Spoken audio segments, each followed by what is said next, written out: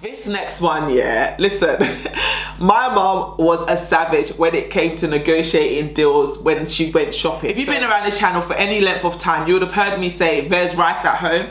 Only literally growing up, there was always rice at home. Hey guys, and welcome back to my channel. If you're new around here, thanks for stopping by. And if you're a returning subscriber, thanks for coming back to watch another video. It's so good to have you here with me again today. So first and foremost, I want to say a huge happy Mother's Day to every single mother that is watching this video. You may be watching it on Mother's Day, you may be watching it soon after Mother's Day. It doesn't matter. Look, big yourself up, because this job of motherhood is not an easy one. So I salute you. As a mother of 3, soon to be 4, I know how challenging it can be to look after kids, so I definitely salute you. And if nobody's told you, I'm gonna tell you, you're doing an amazing job. Like the fact that your kids are still alive, living and breathing, and you're still doing your best, showing up for them and looking after them, I give you so much props, because yeah, like I said, this motherhood thing, it's not for the faint-hearted. But with that being said, anyway, I thought, what should I do today to celebrate Mother's Day and celebrate all you amazing mums? And I thought, you know what, I'm gonna give kudos to my own mother on this Mother's Day. So yes, happy Mother's Day, mummy, because I know my mum watches my videos. She's a real one. Like literally, my brothers are always telling me that mum's watching your videos again. So yeah, hey mum, happy Mother's Day. But do you know what I wanted to do in this video? I wanted to give a shout out to my mum by sharing. Actually, to be fair, you can tell from the title of today's video what I'm going to be sharing. I'm going to be sharing loads of frugal living hacks that I learned from my Nigerian mum. Because to be honest, all of these frugal living tips and tricks I'm giving, a lot of them I learned from my mother, even before I knew what the term frugal was. That was just a lifestyle. That's the way we lived. It was just normal to live frugally. So I thought it would be so good to kind of share some of those frugal living tips that I learned at a young age from my Nigerian mum. First things first, every container has a purpose beyond the one that you bought it for. So you know, like when you buy a tub of butter, you finish the butter, you put it in recycling, right? Wrong. Not in my household growing up. That tub of butter can now quickly become a container for Gary. You can use it to put leftover foods in the fridge.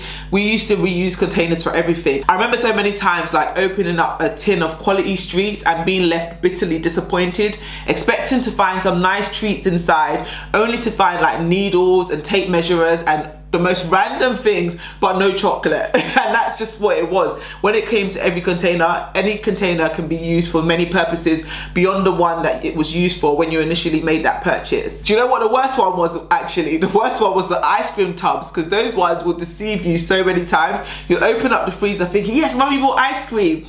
And then you open up the ice cream tub just to find like stew and just the most random things in the freezer that just was not ice cream, and you'll just be left so bitterly disappointed. It used to happen literally all the time, and yeah, so that's one of my early childhood memories. It was the reusing of every container. It got to the point where I didn't even look in biscuit tins anymore, because you just knew there was going to be no biscuits inside those tins. It was just going to be full of random bits and bobs that my parents put in there. And the next one was to not waste toothpaste. You know when you've like squeezed the bottom of the toothpaste and you think it's done? In my household growing up, it was not done. It was not done until you cut it in half and you use your toothbrush to scrape out the remaining toothpaste in the middle. That's what we had to do. Unless it was empty and clean, that toothpaste was not finished. You dare not try and throw that thing in the bin, because it is coming straight back out and you're gonna use it until it's finished. And the same thing went for things like shower gel, bubble bath, washing up liquid, all of those things. You couldn't just squeeze it out and say it's finished. No, you need to make sure you've rinsed it out and made sure you've got every last piece of liquid from that container before you dispose of it. We used to do the same thing as well for the cream. Like you couldn't just say, oh, the cream is finished, or the cocoa butter, whatever we were using at the time. You couldn't say it was finished until you had cut it open and made sure you had used your finger to like literally take any remaining bits in every crevice of that bottle. You needed to make sure it was empty completely before you can dispose of that container. This whole thing of reusing plastic bags is only a thing that became trendy when the government introduced the 5p bags. If you're based in the UK, you know what I'm talking about. Once upon a time, when you went to the supermarkets, the bags would be free and you could just use as many as you'd like. At those times we used to just take excess, so we have extra bags at home. Fast forward to, I can't remember what year it was like late 20, maybe 17, 18, I can't remember now. But when they introduced those 5p bags, that's when people suddenly started seeing value in those bags. No, my Nigerian mother saw value in those bags before it was a thing. A plastic bag was not just to be used once, it could be used over and over and over again. At home growing up, we had a cupboard which was literally full of plastic bags, and whenever you went shopping, whenever you needed to do anything, you would just go to that plastic bag cupboard and take bags from there. So that was a thing before it became a trendy thing in the UK. Now everybody's jumping on board, wanting to reuse the bags because they paid money for it, but we were reusing those bags back when they were free. The next one was to turn off the light, and not just turn off the light, but turn off the plug sockets too. Every other minute was turn off the light, turn off the light, turn off the light, in Yoruba actually, and I'm not going to try and repeat how they used to say it in Yoruba, but it was like pano, oh my gosh, that was so bad, but it was like literally turn off the light all the time, turn off the light. Whenever you leave a room, the light had to be off. Even when you're in a room, if it was daylight outside, turn off the light. Why is the light on? That was such a normal thing in my household growing up, which is why now in my house with the kids, I'm always now on their case. Turn off the light, turn off the light. Because listen, in this cost of living crisis, with the amount that we're currently paying for electricity and gas, there's no time for keeping those lights on if you don't need to. So yeah, turning off the light, turning off the plug sockets, reserving as much electricity as you could. That was the standard thing in my house way before this whole cost of living crisis made us start thinking differently about our energy use. It was always a thing to make sure you use as little energy as possible. Okay, this is another frugal hack that I learned from my Nigerian mum growing up. At the time, listen, this was not a frugal hack. This was like torture for us as kids. It was taking packed lunch everywhere we went. Whenever we would go on a family outing, we were that family that brought our own food. And I'm not just talking sandwiches and crisps and drink, no. We would come with coolers full of jollof rice, fried rice, chicken, like literally a whole munch is what they'll make us take on these days out. I remember going to Chesington and that happened, Fort Park and that happened. We were not buying those expensive meals at the restaurants at these parks, no. We came prepped and prepared.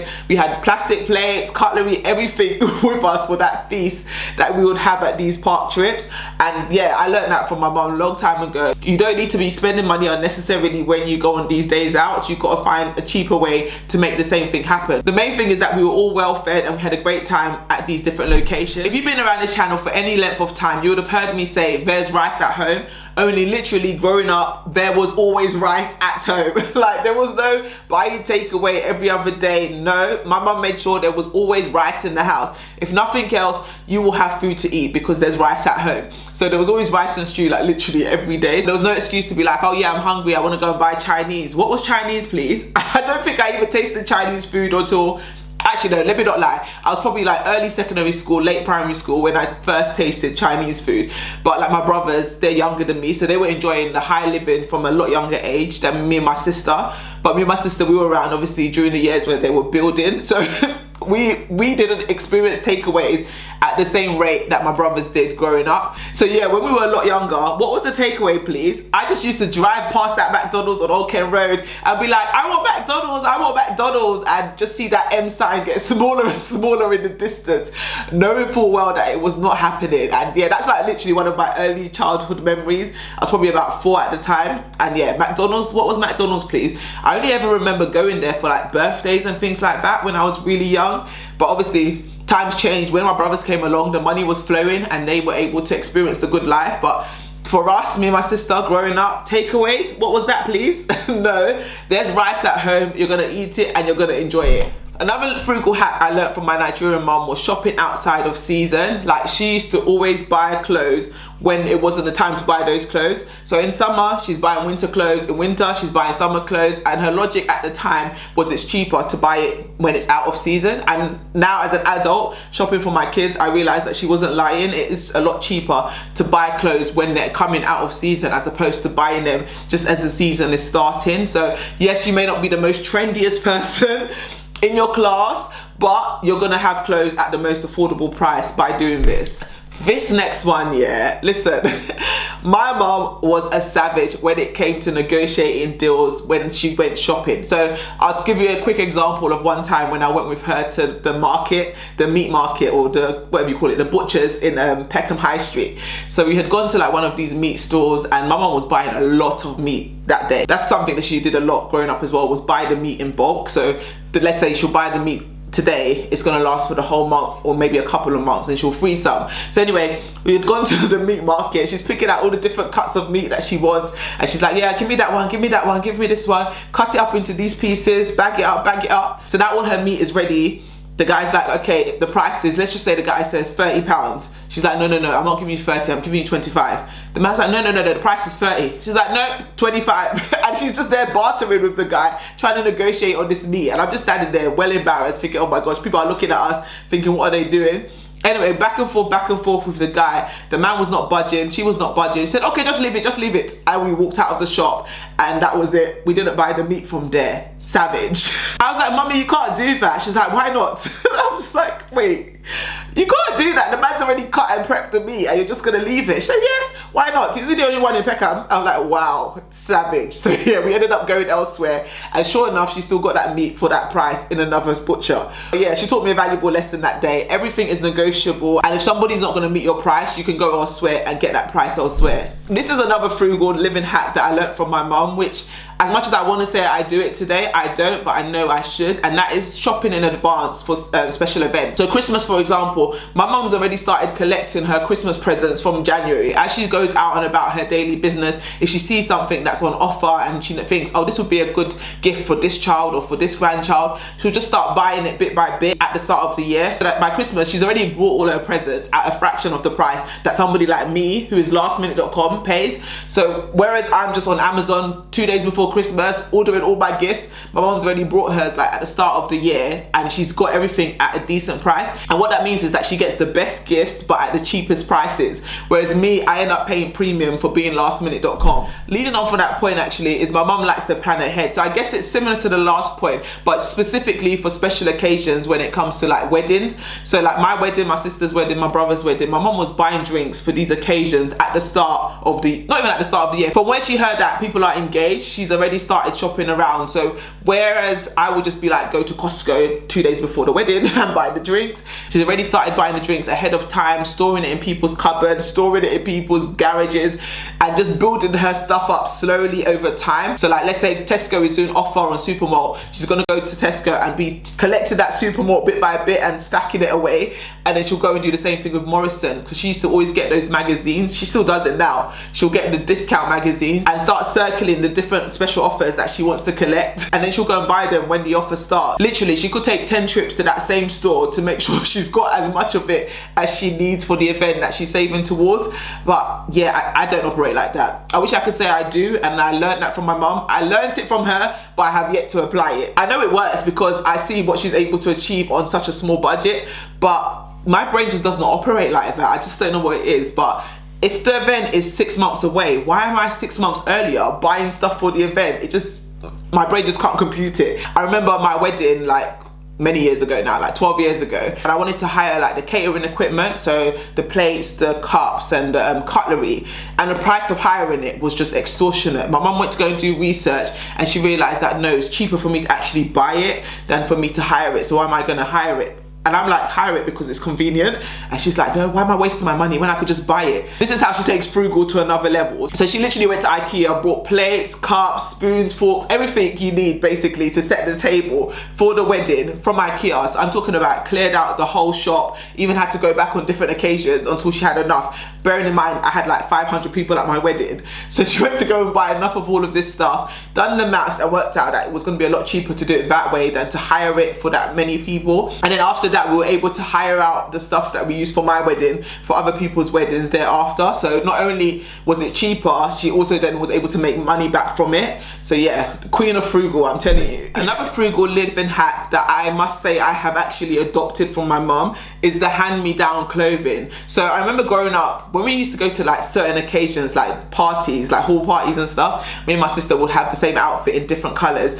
But other than that, like just normal day-to-day wear, my clothes were whatever clothes my sister had grown out of, because she's 3 years older than me. Once she's worn it, the trousers are now reaching her ankle, she now hands it over to me and I wear it and enjoy it, and then we pass it on to a cousin who's smaller than me, and that's how clothes used to get cycled through our family growing up. I remember when I was younger saying, I'll never do that to my kids, I'm never gonna make them wear hand-me-down clothing, because I used to hate having to do that, because it's like, why does she get all the nice new clothes and I just have to wear all these crusty leftovers? Fast forward, that's why you gotta be careful what you say, you know, because I now have 3 sons, right? And best believe they are wearing hand-me-down clothing. It's so funny, my youngest, yeah, his grandma calls him brother thank you, because he's always getting his older brother clothes. And it's not just handed down one time like it was for me, it's handed down twice because he's the 3rd son. So it is a little bit sad, I guess. I probably should buy him some new clothes, but then at the same time, it's like, why? They grow so fast that they don't actually get to wear your money's worth out of these clothes.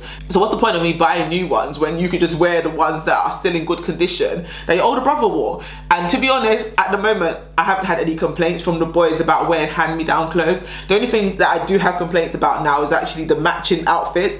They don't like doing it. I've now taken on that same thing that my mum used to do to me and my sister, and I make the boys wear matching clothes when we go to special occasions. So that now my oldest is not really feeling so much. But the hand-me-down clothing, they even do it themselves. So like when one of the older ones, let's say jacket is getting small, he'll like tell his brother, oh, this is gonna be yours now because it's too small for me. So they kind of already know the drill. This is what we do in this house. When it's too small, you hand it down to the smaller one to wear. And then we keep doing that until you've all grown out of it.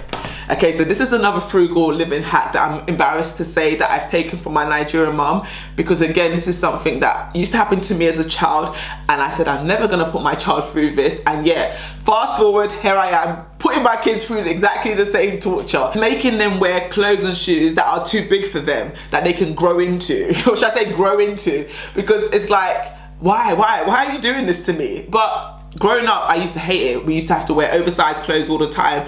We used to have our shoes, like our smart Sunday best shoes, always used to be too big, and then you put like tissue at the front to kind of make it fit. If you know, then you know. But as a child, I just used to think, why do I have to have everything so big?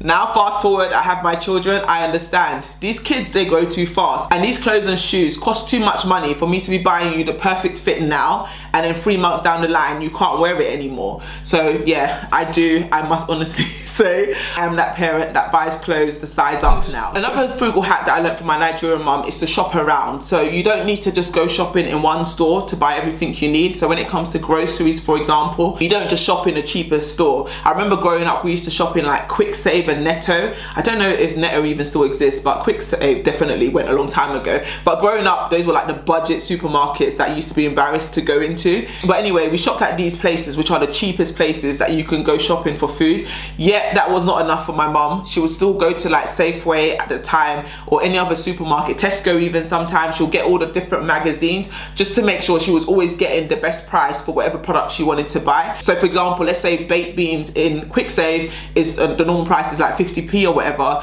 She'll make sure that it is still 50p at the cheapest price in Tesco. But sometimes what you'll find is they have special offer on the designer ones. I say designer, like Heinz for example, but at the same price as the basic one in Netto or Quick Save. She'll go and buy the designer one from like Tesco or Safeway instead of buying the cheap one. So literally, it was such a complex operation she used to run when it came to our grocery shopping. I didn't appreciate it as a child, but as an adult now, I'm like, nah, this woman, she actually had time on her hands, because yeah, as much as I try to live frugally, I like my convenience too, and the thought of going to 5 different shops just to get a week or month's worth of shopping, just for me, seems very long. But it's a frugal living tip I definitely learned from my mum. Another frugal hack I learned from my Nigerian mum was not to be a brand snob. I learned that from a very, very young age, because what was Kellogg's, please, what was Heinz, what was Walker's growing up?